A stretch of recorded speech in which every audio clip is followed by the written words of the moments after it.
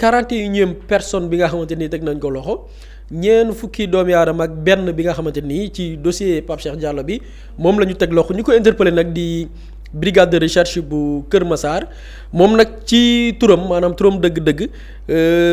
Modou Ji lañ koy wooyee maanaam mooy surnom boog ba turam dëgg-dëgg mais surnom Modou Ji lañ koy tuddee bi waa brigade de recherche bu Kër Massar defee seeni investigation ci la ñu gis ni tur boobu noonu muy Modou Ji benn surnom la maanaam benn dàkkantal bu muy utiliser la ci yenn ci ay plateforme maanaam ay site internet yi nga xamante ne nii ay nit dañ fay mën a dajee waxtaan xëy na saafoonte xamante ñu gis ni tur la bu muy utiliser ci benn plateforme yu mel noonu waaye plateforme boobu spécialité mooy di créer ay rencontres homosexuelles maanaam góor ñi nga xam ni dañuy namm seen moroomu góor fa la ñuy daje ci plateforme yooyu noonu ngir mën di fa daje moom ci la créé woon benn compte dàkkantale boppam Modou Ji bi ñu defee aussi ay enquête gis nañ ni dafa utiliser waat beneen surnom muy Steph tamit beneen surnom bi muy utiliser la gannaaw quelques éléments techniques yi nga xamante nii waa brigade de recherche bu Kër Massar nemmeeku nañ ko mais bi ñu wóyelee seen enquête la ñu gis ni waa ji turam dëgg-dëgg Stéphane la tudd di doomu réewu Cameroun la bàyyeekoo di yàgg résider fi nga xamante ni mooy réewum Sénégal maintenant la question mooy Pape Cheikh Diallo mi ngi ciy tudd lan moo ci yoonam li ci yoonam nag mooy gannaaw audition yi nga xamante ni def nañ ko par rapport ak Camerounais boobu noonu di wuyoo ci turu Stéphane doon dàkkantale boppam Modou Ji moom Stéphane dafa avoué ni xam na Pape Cheikh Diallo naka la ko xamee moom ci boppam muy Stéphane di ab Camerounais dafa ni moom proxénète la maanaam dafay dox macro maanaam ay góor ak góor fexe góor bu bëgg tëdd ak sa moromu góor mu boole la ak moom wala góor bu bëgg sa moromu góor sàkku la mu fexe ba dox relation bi ba yéen ngeen xamante mu ne moom loolu mooy liggéeyam te da doon wutal ay partenaires maanaam ay moromu góoram ki nga xamante ni mooy Pape Cheikh Diallo mais yamul rek ci révélation yooyu mu def ci biir audition bi xam na ni également que ni moom ak Pape Cheikh Diallo également doon nañ nekk nee na Pape Cheikh Diallo nekkaaleem la woon maanaam amaanam la woon ñoom ñaar doon nañ sëkk te beneen information mooy sëkk nañ lu bari loo xamante ni nii ñoom ñaar dox na seen diggante et l'information xëy na peut-être mooy li bees mais il faut savoir que ce n'est pas la première fois ñu teg loxo nit mu tudd Pape Cheikh Diallo bii mooy xëy na peut-être ñeenteel bi yoon wala lu ko ëpp bu ñu jëlee ku ci mel ni dossier bi muy door au mois de février am na ku ñu jàppoon kuy wuyoo ci turu Doudou Lamine Dieng moom mi ngi am fanweeri at ak juróom-ñeent di ab banquier di liggéey ci benn banque. di ab célibataire sans enfant dëkk fi nga xam ne mooy Nord Foire moom Doudou Lamine Dieng bokk na ci ñi njëkk a wax ni moom faru Pape Cheikh Diallo la woon moom ak Djiby Dramé sax ñoo bokkoon moom da doon awante diggante Djiby Dramé ak Pape Cheikh Diallo donc loolu mooy première révélation bi nga xamante ni nii jib na par rapport ak Doudou Lamine Dieng boobu noonu Pape Cheikh Diallo il faut savoir que ci dossier boobu noonu bi ñu ko laajee moom ak Doudou Lamine Dieng témoignage yi mu def weddiwu ko ne Doudou Lamine Dieng faram la woon ndax am na ñeneen ñu mu doon sekkal aussi il faut savoir que Pape Cheikh Diallo dafa bañ a joxe tur maintenant nag enquête yi bi mu wëyee am na ci beneen dossier bi ci génn boo xam ni xewoon na depuis 2019 avec benn jeune bu ñuy wooyee Cheikh Diop da doon nekk ak Pape Cheikh Diallo et moom Cheikh Diop demoon na sax ba jàpp ni accusé woon Pape Cheikh Diallo ne daf ko war a jàngoro ji nga xam ni mooy Sida ginnaaw gi Pape Cheikh Diallo mujjoon na ko porter plainte pour wàllu chantage parce que dafa gis ni moom Cheikh Diop dafa yor ay vidéom bëgg di ko chanter bi ñu demee ci wàllum yoon moom Cheikh Diop dafa ne jubluwul woon pour publier ko ci internet bi seulement que dafa demoon ba gis ni Pape Cheikh daf ko abandonné maanaam moom Cheikh Diop dafa doon fiire ki nga xamante ni mooy Pape Cheikh Diallo donc mu ko doon menacer par rapport ak ces vidéos yi nga xam ni Pape Cheikh doon na ko partager ak moom donc loolu di ñaareelu nit bi avant dossier Stéphane bi nga xam ni pardon c'est Camerounais mais am na ci keneen koo xam ni itam mi ngi woy tudd Ibrahima Majib Seck moom tamit bi ñu ko jàppee ñi ngi ko jàppee Saly indi ko fi nga xam ne mooy brigade de recherche bu Kër Massar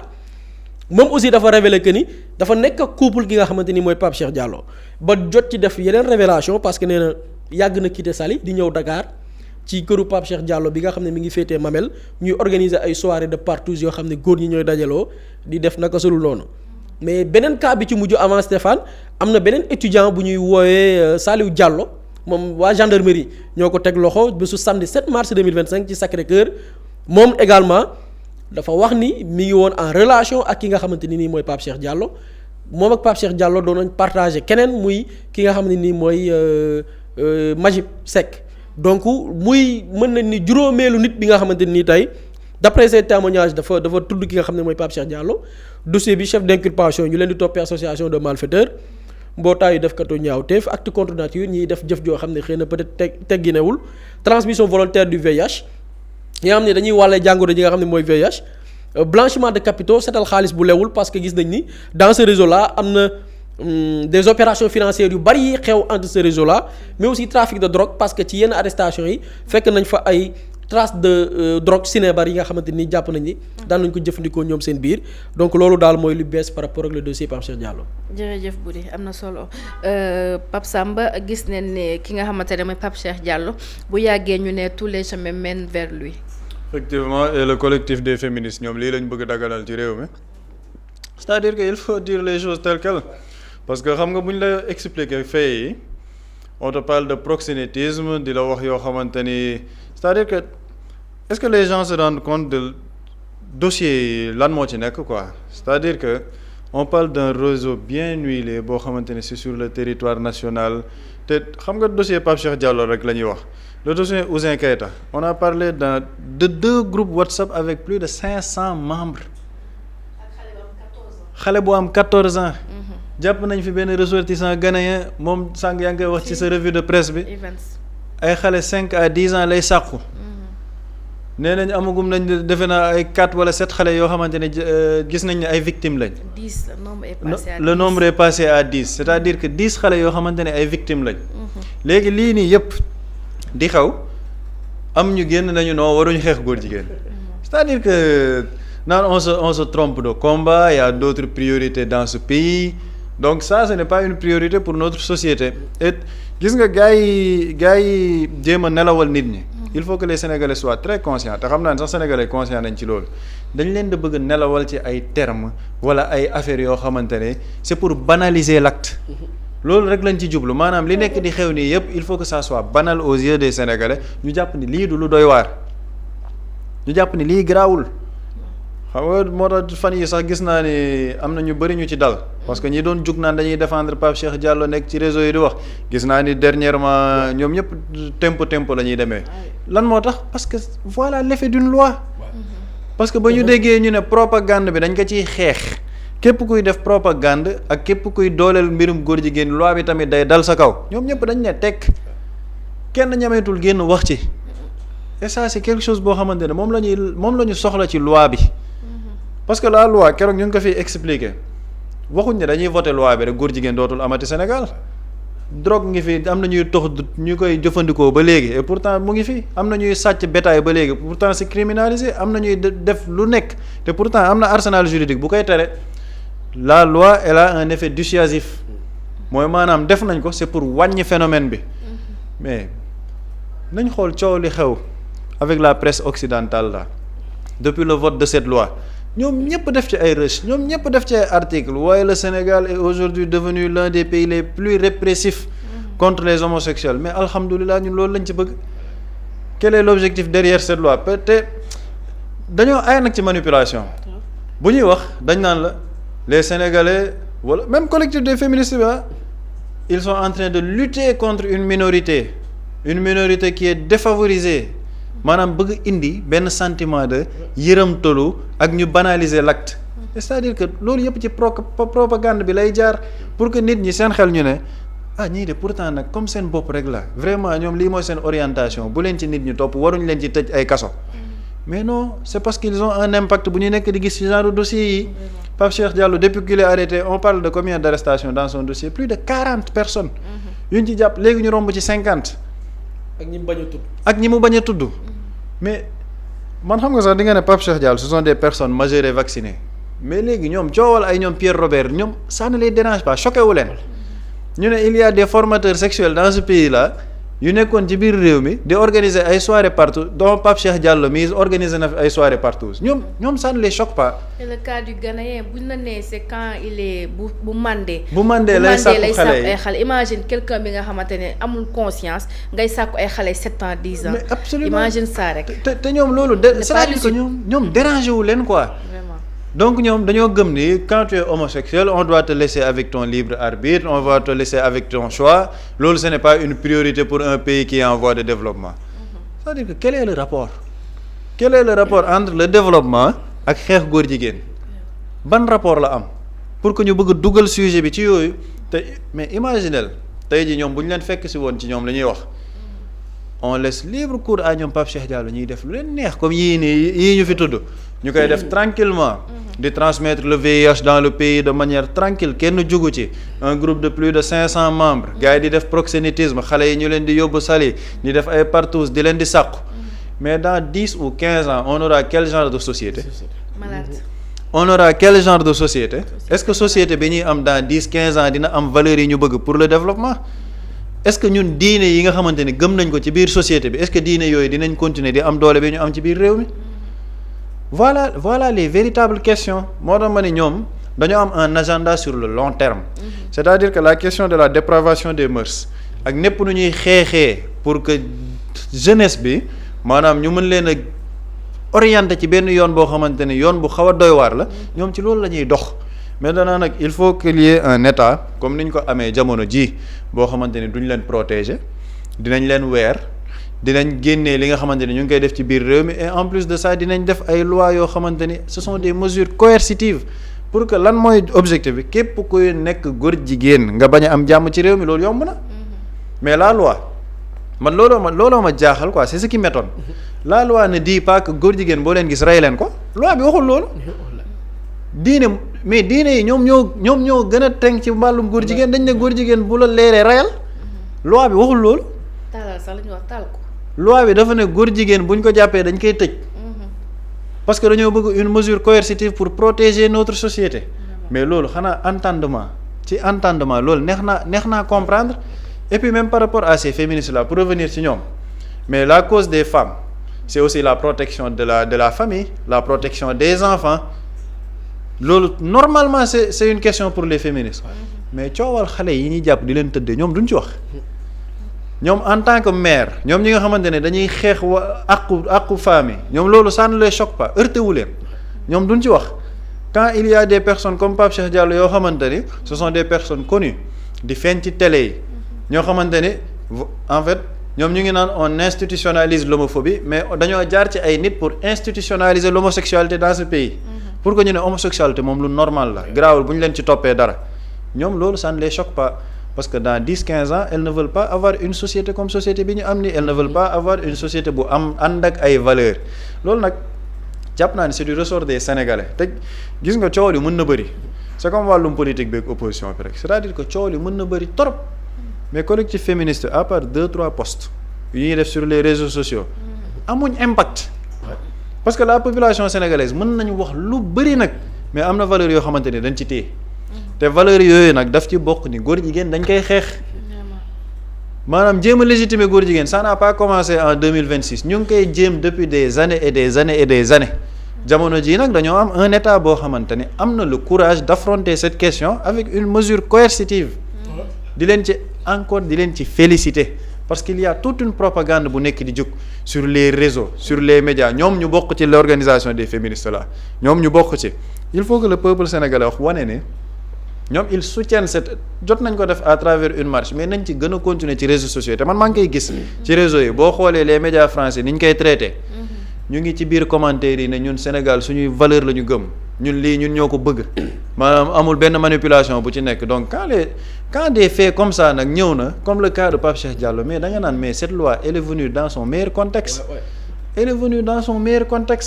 léegi ñi nga xamante nag dañ doon défendre Pape Cheikh Diallo man je me dis léegi boo déggee lii yëpp comment tu peux sortir défendre moo tax déggatoo ci kenn wax parce que képp ku ciy wax buggoo sa doom bu góor nekk ci yi ñuy tudd buggoo ko bu ñu tegee hypocrisie bi fële tegee ko ne le képp kuy défendre lii buggoo sa doom bu góor nekk ci lii buggoo ko lan moo tax buggoo ko ce n'est pas une question de société wala dara de mais yow ci sa bopp sax say valeur moo ko nanguwul donc à un moment donné je pense qu'il faut que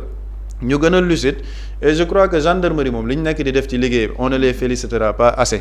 ñu ngi ciy def liggéey bu mucc ayib ñu ngi ciy def liggéey bu am solo et il faut continuer dans cette dynamique bañ ko arrêter lépp lu ci war a leer ñu leeral ko et je crois que sénégalais yi loolu lañ ciy xaar et que la loi soit promulguée rapidement man foofu sax laa ci gën a insister il faut que la loi soit promulguée rapidement pour que les prochaines arrestations ñin ciy jàpp ñu mën a tomber ci loi 319 bi nga xam article 319 bi nga xam ne voté nañ ko à l'Assemblée nationale et je pense que buñ ci eggee booba nit ñi dinañ gën a xam ni Sénégal dañuy xeex góor jigéen. surtout ça jërëjëf Pape Samba Boury ba tey rek 48e arrestation maanaam suite et pas fin dossier bi buñ demee ba toll si 41 arrestation yi nga xamante ne bokk sax ak yeneen dossiers yi ci mel ni dossier Ouzin Keita. waaw c'est-à-dire que dafay wane dayoo kii bi rek réseau bi et comme Pape Samba laa souligné ci ñoo xamante nii mooy ñi nga xam. te xam nga ñi ñu jàppagu mooy ñi nga xam ne tracé na leen à travers les exploitations techniques yi ngeen ñu def seen téléphone mais am na ci ñenn ñu ñuy woowee peut-être ay nante peut-être ñoom du ñu nekk di waxtaan ci ay téléphone ak yooyu noonu ah c'est des gens qui se connaissent yi daje quelque part mais mënoo leen tracer par téléphone ba jàpp leen donc c'est-à-dire que réseau bi gën na yaatu par rapport ak tey lim mi ñuy wax d'où l'importance tey d'intensifier moom la Pape Samba daane ne dafa am solo. loi bi ñuy coow nii dafa ñëw à son heure dégg naa ci benn organisation internationale pour ne pas la citer bu ne ñoom depuis boobu ñenn ñi yenn ci borom ñaari tur yi fii commencé nañ di demander pour génn dëkk bi bu ñu demee ndokk loolu du lu baax na nañ ko yamale ci yeneen i dëkk mais ñun au moins dinañ kenn wala des centaines yi rëcc ci dem ñaata vie nga sauvé fa c'est une question de santé publique. xam nga Pape Samba mi ngi koy wax ci affaire ñenn tappalekat yi wax naan du priorité état am na d'autres priorités en fait lii mooy priorité lii ci priorité la bokk parce que tey quand on parle de développement xam nga dañoo mën a tappale waaye ñu ne y a des programmes de développement nañu wax li ñu jëmale réew mi kanam mais développement li ci jiitu conseil des ministres bi passé lu ñu wax c'est le capital humain suñu borom nit doomi aadama la may xel bu mu deful ci bàyyi ma léegi capital humain boobu ci ñenn lañ ko yaakaar dañ ko yaakaar ci ay bàyyi ma ci nit ñi lañ ko yaakaar léegi yow balaa nga daan naam ne fa mooy boo yóotu développement da ngay am les ressources humaines yu qualifiées loolu benn la muy xam-xam mais xam-xam sax boo ko amee te amoo wér-gu-yaram daanaka xam-xam nga pour nga jariñ ko dafay jafe bañ na ko ba yenn liggéey yi nit bu koy def sax dinañ ko demander certificat médical pour xam ba xam wér na léegi nga jël ces gens là ñuy wax tey ñu ne la ñoom ñoo ko doon tey xam nga tey taux de prévalence du VIH pour wax ni wax jooju taxawul dañ ne mi ngi toll ci Sénélec bi ñu seen données yi ñu mujjee génnee ñu ne au Sénégal mi ngi toll ci 0,3%. c'est-à-dire que téeméer yoo jël d'après données yu officielles yaa ñun données officielles la ñuy jël téeméer yoo jël matul benn. ma déglu le ministre de la santé Ibrahima Sy ci benn sortie bi mu defoon en fin 2025 mu ne depuis 2004 Sénégal dépensé na lu toll ci 380 milliards pour ñu amee jàngoro ji nga xam ne mooy Sida 380 milliards Sénégal mobilisé na ko pour jël en charge ñi nga xam ne ñoo yore jàngoro ji di Sida te bu naan ñi ko yor waxuma borom jaari tur yi mais am na ci ñoo xam ne par accident lañ ko amee am na ñoo xam ne par transmission entre waajur la am ñoo xamante ni am nañ ko ci loo xam ne du mbon jàpp naa ni sax ñoo ci gën a bari léegi ñu ne la moment boobu taux bu ndaw boobu noonu muy 0,3% yi depuis 2004 état daye na ci mobiliser nañ ay fonds yu toll ci 380 milliards ñuy essayer di ko maîtriser fexe ba ñi mu dal te du seen mbon ñu fexe ba encadrer leen di leen jël en charge di leen topp ba nit ki sax mën naa am doom te doom ji du ko am mais ci beneen côté mu am ay borom ñaari tur ñoom ñu ne ñoom dañuy yokk taux de prévalence bu la nee taux de prévalence bi en 2025 c'est 0,3% depuis 2004 état ñàkk na ci 380 milliards léegi góor jigéen yi nekk ci beneen côté ñoom nag dañu bëgg une transmission massive yow boo yeggee ci taux de prévalence 5% foo jëm loolu Sénégal da koo attan ci wàllu budget loolu te des personnes yoo xam c'est des bisexuels dañuy dem di sëy seen moroom góor dem di takk ay jabar di teg di wut ay coro di ko wàlle léegi bu ñu yeggee ci taux de prévalence boo xam ne dañ ne 5% la ñun Sénégal loolu fu ñu ko jëmee naka lañ koy gérer ñiy wax wàllu développement lii mooy Sénégal dafay am des investissements prioritaires bàyyi ko fa dem di faj ay nit pourquoi parce que ay góor jigéen ñoo ko tey dem di transmettre ce virus là tegul tappale la goo xamante ni ay nit ñoo nekk di ko mën actuellement et je pense que l'État doit être ferme l'État doit être ferme démb gis naa benn tappalekat ci benn télé Thierno Alassane Sall naan xaw ma loi bi contre nature yoon da koo mës a régler waxul dëgg contre nature ku mu neex nga interpréter ko nu mu la neexee et c'est des gens yoo xam ne ils font l'apologie parce que man am na benn extrait bu ma ci gis tey ji suba la journaliste mi ngi koy laaj yow criminalisation nga bëgg léegi bu ñu ko criminaliser est-ce que dañ ko voter ba mu déet muy xaan-xaani c'est des gens yu gëmul dara et ces gens man pour man loi bi bu ñu ko promulguer même ces gens qui font la parce que yàpp l'apologie y a plusieurs formes y a l'apologie bi nit di assumer c'est-à-dire que di faire l'apologie maanaam di doole borom ñaar di ko fësal ci làmmiñ am na ñu koy assumer am ñoo xamante nii dañuy tappale maanaam mën nañ faire l'apologie mais mbubboo benn cas pour faire l'apologie de l'homosexualité non du priorité dëkk bi am na yenn priorité ñooñu ils font l'apologie de manière passive mais mu am ñan mais ñiy faire l'apologie di contre toutes les lois yi nga xamante ne nii mais dafay xeex borom ñaari tur yi mais y a des organisations internationales xam nga ñan ñooy seen cible ay organisations internationales xam nga ñan ñooy seen cible des hommes politiques parce que xam nga lan la ñu wax bu ñu fexee ba dugal mbiru borom ñaari tur yi ci biir société yi ba nit ñi doon ko dafa am une étape ultime l'étape ultime c'est ñu légiférer quand on parle de légiférer mooy ñu voter loi boo xam ne nag dañuy légaliser bañ na ko ba ONU bataaxal bi ñu génnee la semaine dernière xam nga lan la ñu wax loi yi nga xam ni dafay pénaliser li nga xamante ni mooy borom ñaari tur yi ñu dind ko leur objectif c'est de faire sauter toutes les lois yi nga xamante ne nii dafay xeex borom ñaari tur et pour cette campagne là pour cet objectif nan lañ ci soxla des politiciens parce que les politiciens ñooy nekk président politicien mooy nekk ministre politicien mooy nekk assemblée nationale nekk député c'est-à-dire que dans cette loi ils ont besoin des politiciens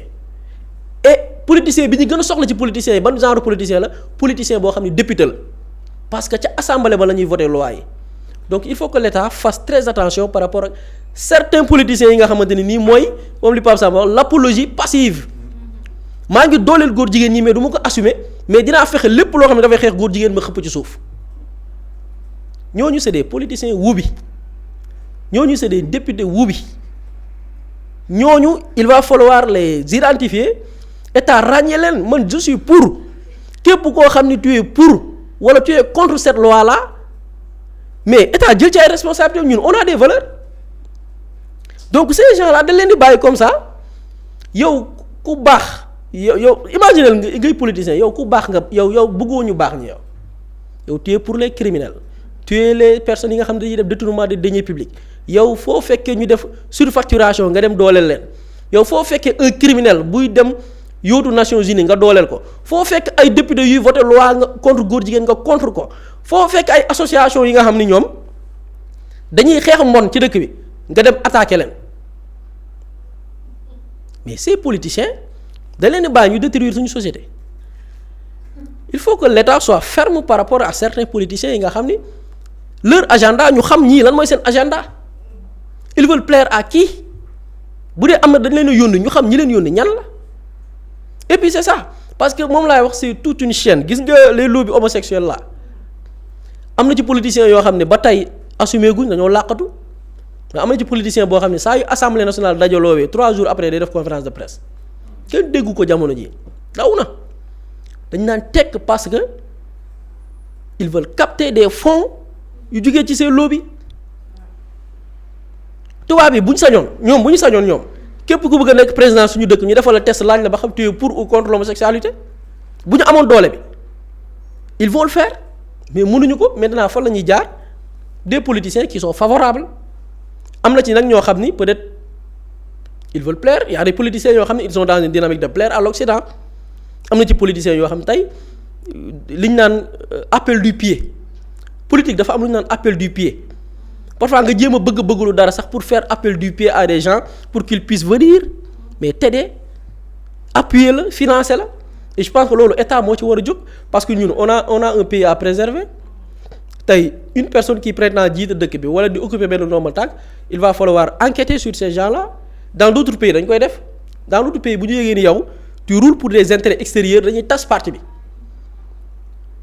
yow da nga ñëw constituer sa parti politique ne lii laay def ñu dem ba ci biir gis ni yow la nga nekk di def jamono ji wute naag li nga waxoon loolu dafay contraire par rapport ak li nga tax nga constituer sa parti dañ koy tas et loolu les autorités ont cette compétence là am nañ ces compétences y a des politiciens qui doivent pas exister dans le débat public ay poson lañ ci réew ay jàngoro lañ ci dëkk et loolu il va falloir les anéantir bu mu ko déggee mooy dans l'espace public bu ñu am kàddu ci mbooloo loolu état am na ci rôle bi mu ci war a jouer nous les médias aussi am nañu rôle bi ñu ci war a jouer waaw duñ bàyyi de tàmbalee guñ. yaa ngi koy jouer ak doole. duñ bàyyi gis nga dossier bu góor soos yàlla xam ne commencé guñ ko sax parce que on va pas accepter Sénégal ay nit tappale ba falu fii du fi amati tappale ba falu non c'est fini jeex na Sénégal c'est fini loolu du fi amati te dans l'opposition woo sa xoolal Sénégalais yi dinañ découvrir tu es kii yan intérêt ngay liggéeyal yow foo tiim nga yow lan nga Sénégal la ñoram déet loolu les Sénégalais vont découvrir et les résultats da nga koy xaar ci élection locale ak yeneen jongante bu amee ces gens ne vont plus exister dans le débat politique ils vont disparaître et gis nga ni combat boobu mi ngi porter ses fruits quand même parce que man gis naa ñoo xam ni seetaan naa leen démb xam nga nañ ma baal gaaruwaale ma kenn de mais gis naa ne am na ñoo xam ne nii gaz bi monté na gaz bee wàccagul comme que gaz bi wàccagul gis nga leen démb si gis naa ñu ñuy xanaa sama benn grand maa ngi koy siyaar aada dafa envoyé benn vocal day ree bay bëgg a dee man ko saa gaz bee wàccagul xam nga gaz buy wàcc day métti day saf donc nag am na ci yenn politiciens yoo xam ne gaz bee wàccagul donc gaz boobu nag tant que wàccagul nag da nga leen mosol tuuti bàyyi leen ñu jëlaat récupération ba yaakaar ni bàyyi nga leen dugalaat parce que ñun on a plus keroog am na ko mu tuddee Tchernologue on a plusieurs angles de traitement c'est-à-dire que nit ki da nga koy laal fii bàyyi ko demaat laalaat ko fii sur xam nga am na ñoo xam ne politiciens yoo xam ne benn programme la ñu am imagine nga jël sa programme wékku ko ci Azer mais moom 1000 programme la am moom page boo ibbi doo laalaat beneen parce que ay nit yu jubadi lañ et puis doo wax dëgg imagine nga toog ci télé chaque jour nga xëy 8h jàkkaarloo kanamu Pape Samba bii xëy 8h jàkkaarloo kanamu Buri bi xëy soo jàkkaarloo Rama nga dem télé nga toog ne ay nit ñoo xam ne sax kenn xamu leen dañuy robotiser seen voix nañ ma baal ci wax ñi nañ ma jéggal ñi may seetaan xam nga kooku day fen en fait Thierno Alassane Sall li ko Ababacar Mbow wax dafa mën a fen c'est-à-dire que nga toog ci télé ñëpp di la seetaan nga ne ñoom bu ñuy wax sax dañuy robotiser seen voix kenn xamu leen mais tu te rends compte nit ki mais c'est très grave chaque jour nga jëlee mais. est-ce que seen voix la aussi. non est-ce que sa voix la yow. est-ce que sa voix la yow. non xam nga non c'est grave. Thierno li bëri wax. il est malade. Thierno li bëri wax gaz bi. gaz bi wàccagul. gaz bi wàccagul da ngay dugg ci yëf yi yow it. non c'est que man Thierno man keroog maa ngi ko wax fii man maa ngi ko wax am ñu bëri naan ma non yow da ngay tooñ Thierno parce que da ngay doggali xam nga toogoon naa wax fi ne man Thierno il ne m'énerve pas Thierno il m'inquiète parce que Thierno day wax yoo xamante ni comme li bëri wax ni yow xalaat TV boo demee sur YouTube nga def matinal lu xew tey nga def mi actu di nga gis soxna Ami Diané ëttu xalaat di nga gis ay nit nga ne yow chaîne boobu nit ñi xamuñ leen nga ne yow média fantôme après nga mën a dem toog fële nga ne da ngay défendre ay médias yoo xam ne ce sont des détourneurs de deniers publics xam nga kon tas àndatul ak xelam gis naa nag nee na moom dafa dem porter ji plainte Espagne xam nga Thierno xam nga dafa jógee Thiès nag dafa am ay troupe théâtrale yu mag ay daaray Kocc Soleil Levant xam naa dafa gis ne temps industrie théâtrale bi doxul Thierno te démb sax pour bañ a tooñ émission bi moo ko seetaan koppate boobu na ko changé koppate gi àndul ak jëmm ci muyu noonu pour bañ a sori tey suba dama gis benn est-ce que jar Mously Immo Sénégal moo leen di indil saafara ci jafe-jafe bu ngeen am ci wàllum immobilier yow mi bëgg a jënd kër yow mi bëgg a tabax wala nga jaay sa terrain jokkool ak waa Mously Immo ku am sa kër bëgg ku la ko terrassel wala nga am sa tool bëgg ku la ko lotisel defal la ko ay terrain Mously Immo Sénégal daf leen koy jàppandal gunge leen ci anam gu mucc ayib ku am sa kër itam te nekkuloo ci biir réew mi bëgg ku la ko toppatool gérer la ko Mously Immo moo ci gën a gaaw gën ci wóor ku bëgg réfectionner tabax wala nga defar plan architecte mën nga jokkoo itam ak waa Mously Immo Sénégal mën ngeen leen a woo ci 77 887 25 13 77 887 25 13 Mously Immo indi saafara ngir jëndum kër tabax jaayum terrain terrasse ay tool wala lotissé ko defal leen ko ay terrain loolee lépp Mously Immo moo ci gën a gaaw man ngeen itam abonné ci seen chaîne YouTube Mously Immo Sénégal ngir am yeneeni xabaar yu gën a dëggu wala itam wàllum conseil ci wàllum immobilier fii ci biir réewum Sénégal